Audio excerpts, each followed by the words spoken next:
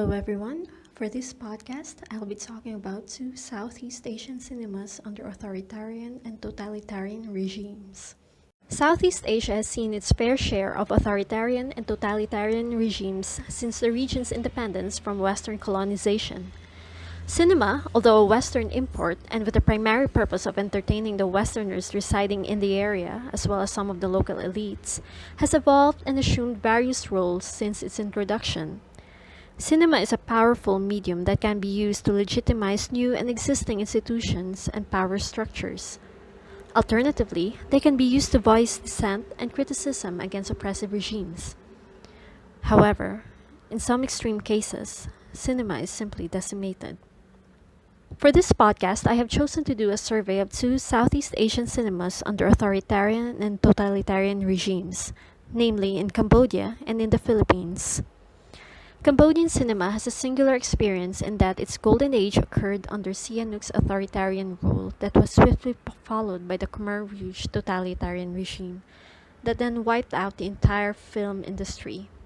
In the Philippines, the Marcos authoritarian regime's blend of cooption and censorship ushered in the second golden age of Philippine cinema. Let's take a closer look at the cinema of these two countries and how they have fared under their respective regimes. Cinema in Cambodia draws kinship from the centuries-old tradition of shadow puppetry, Lekong Nang Spike, which is closely related to Nang Yai and Nang Talung of Thailand and Wayang Kulit of Indonesia and Malaysia, with narratives being told in lighted screens through movements of leathered images. In 1909, filmmaking was introduced to the country by the French colonial regime, which they first used as entertainment to the Westerners based in the colony, then as a tool for moral education of the Khmer people. The local Cambodian filmmakers started making their own works in the 40s and 50s, with the industry gaining ground after independence in 1953. The 1960s saw the release of the first feature film in color, Fkarik Fkarwe, and the proliferation of movie houses all over the country, with the largest of them seemingly like palaces of cinema, such as the Soria, the Nompich, the Eden, the Bokor, and the Makchit. This period until 1970 marked the golden age of Cambodian cinema, with over 300 films made and the price of the entrance ticket affordable enough for all classes. Prince Norodom Sihanouk was an avid filmmaker himself, and he made and produced 9 films featuring his family, generals, and ministers. He initiated the Phnom Penh International Film Festival from 1968 to 69, where his films won the grand prize. After his removal from power in 1970, cinemas remained open and continued to draw in viewers despite the increasingly hostile environment around them. During this time, American forces were bombing the neighboring country Vietnam, and Cambodia itself was racked by a civil war. The Khmer people, even the poor refugees, continued to flock to the movie houses despite the situation, since watching movies was their only reprieve from the death and destruction around them. The government also relied on the tax levied on movie tickets to fund the military, which owners eventually used as an argument against the order to close the movie houses in 1973 to 74. Lon Nol, the general who had ousted Sihanouk, had ordered the closing because movie houses have become popular targets for attacks by Khmer Rouge agents. He relented to the demands of the movie house owners and enforced tighter security instead of a shutdown. Nevertheless, movie houses eventually started to close as the public stayed away due to the war closely encroaching Phnom Penh. The Khmer Rouge took over on April 17, 1975, and soon enacted a radical policy that saw the resettlement of hundreds of thousands of city dwellers to the countryside in rural communes, and the abolishment of modern institutions such as religion, currency, private property, and the film industry. Many people were targeted for interrogation and execution by the Khmer Rouge regime, including intellectuals and suspected members of the revolutionary movement. In particular, creatives like filmmakers and actors were viewed as being under the corrupting influence of Western culture and capitalism, and hence should be eliminated. Some were able to escape the country before the takeover. A handful managed to survive the 4-year purge. But Most of them either died under the harsh working conditions of the agricultural communes or were simply never seen or heard of again. An estimated 1.7 to 2.2 million people were said to have died during the Cambodian genocide. The film archives were also destroyed, leaving only 30 of the 400 films from the Golden Era and earlier. When the movie houses reopened in 1979 after the Vietnamese invasion ousted the Khmer Rouge from power, the movie houses could only show films from Vietnam and from the Eastern Bloc. The local film industry had to start from scratch, and the emergent films during this period lacked the dynamism of the ones before.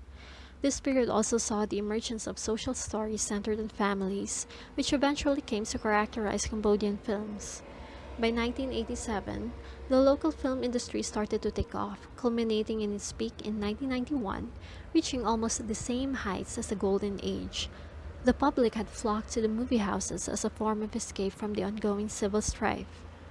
However, economic liberalization in the 1990s saw the influx of Thai and Chinese films and television shows and put an end to the momentary revival of the local Cambodian cinema. Horror films became the norm in the local scene, and they continue to enjoy popularity up to this day.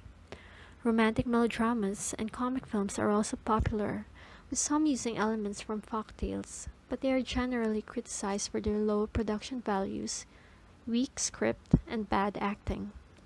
The film industry has been and continues to be in a slump, with many of the movie houses having been closed down and converted to car dealerships and karaoke bars. Most films are not even screened on cinemas and are made available directly on home media, as many Cambodians prefer to watch movies at home. This makes recouping the production costs difficult, and add to that the lack of clarity in intellectual property policy. It's understandable why Cambodian cinema has a hard time finding its footing.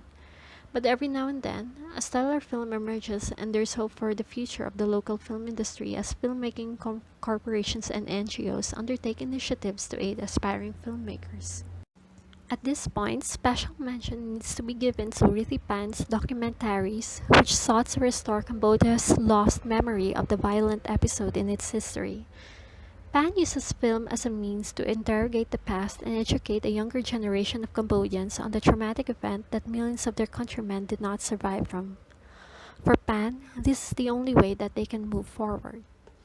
Special note is also given to Soto Kulikar's The Last Reel, which weaved together the complicated relationships between the past and the present, perpetrator and victim.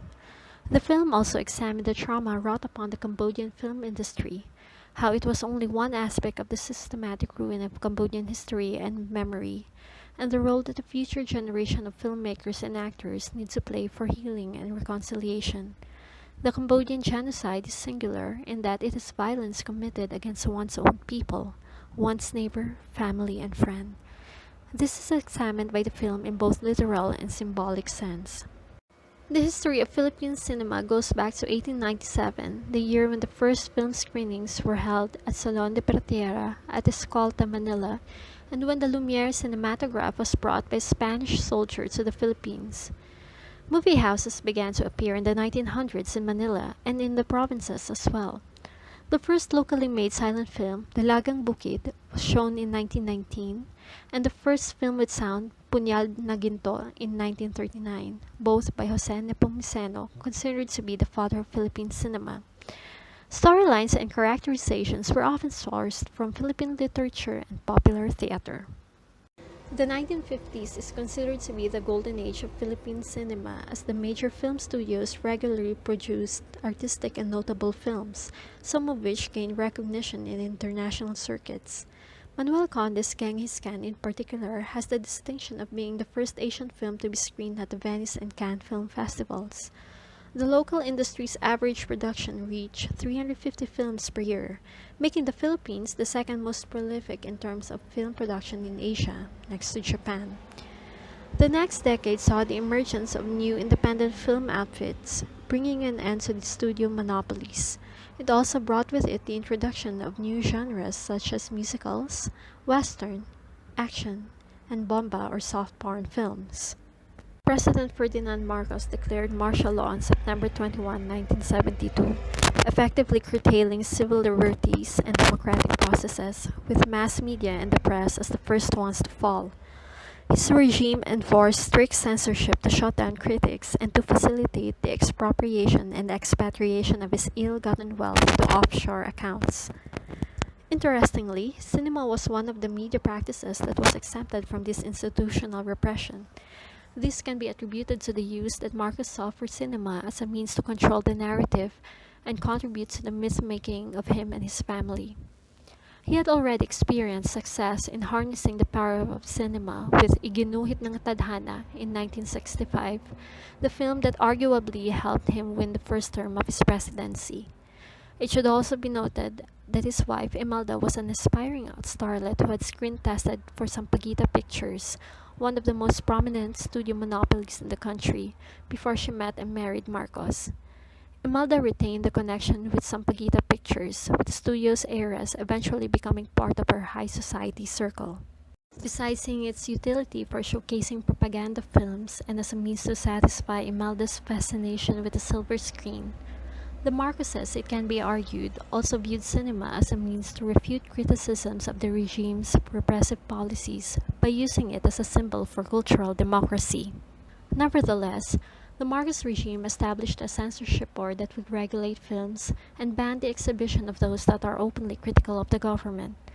Thus, filmmakers like Lino Broca and Mike De Leon innovated by coding their criticisms and resistance into their films as pointed allegories of the oppressive regime in the form of melodramas and bomba films. This creative subversion, combined with the regime's policies on cinema, ushered in the second golden age from mid-70s to the 80s. It should be noted that this resurgence is multifaceted, as it is not only a product of the aesthetic maturity under Marcos' dictatorship, but also a product of the determined and innovative criticism by the country's foremost creatives against the regime.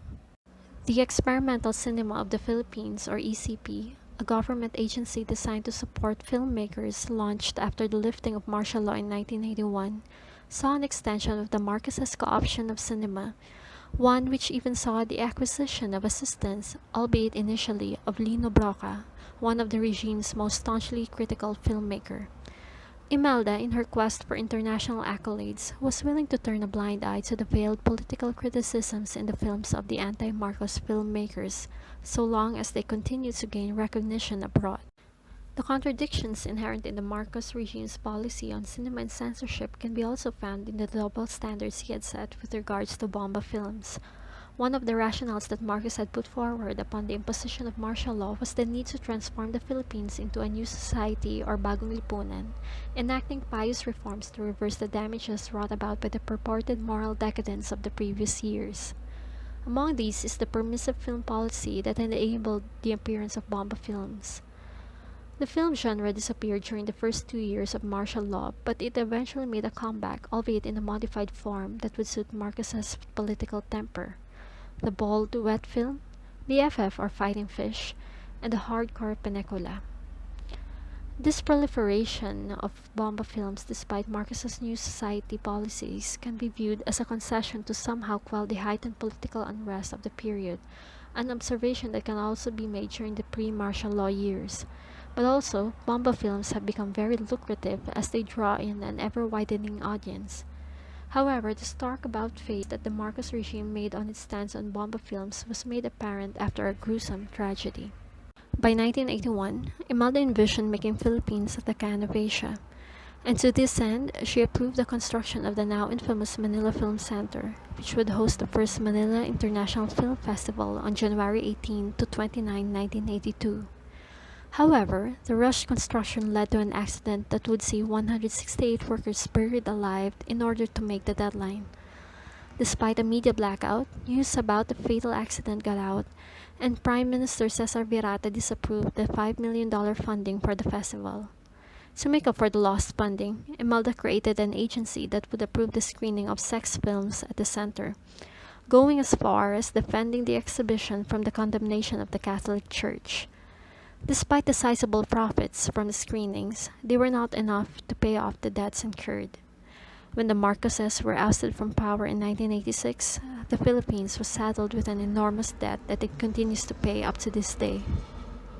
The production quality of the films made after the Marcos regime was quite low, and they were hastily made, making use of formulas instead of innovating, due in part to the high production costs and taxes, censorship, and film piracy.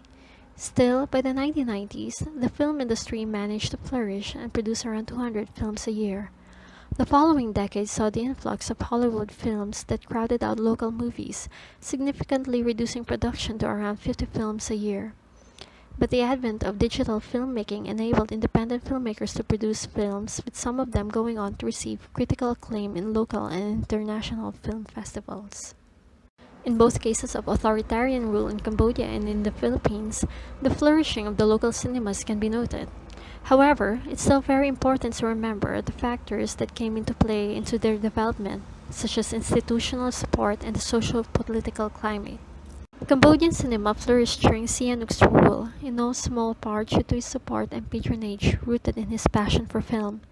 He had been incensed by the portrayal of Cambodia in the 1965 film adaptation of Lord Jim, and had brought it upon himself to make movies that would glorify his country. The result would be the 9 nationalistic films he produced from 1966 to 1969, movies that draw on folktales and novels and feature the beautiful temples of Cambodia. However, Sihanouk's obsession with cinema had distracted him from the increasingly difficult plight of his country with the turmoil in neighboring Vietnam. Coupled with his authoritarian style of leadership, the Khmer Rouge insurgency grew in the countryside. But in an interesting twist of fate, Khmer Rouge only came into power after it had allied itself with Sihanouk, who had been deposed by Lon Nol in 1970. The Khmer Rouge had then been growing in power in due part to the continued U.S. bombings that resulted in widespread death and destruction, which stirred feelings of distrust and resentment against the U.S.-backed Lon Nol government's corruption and military actions.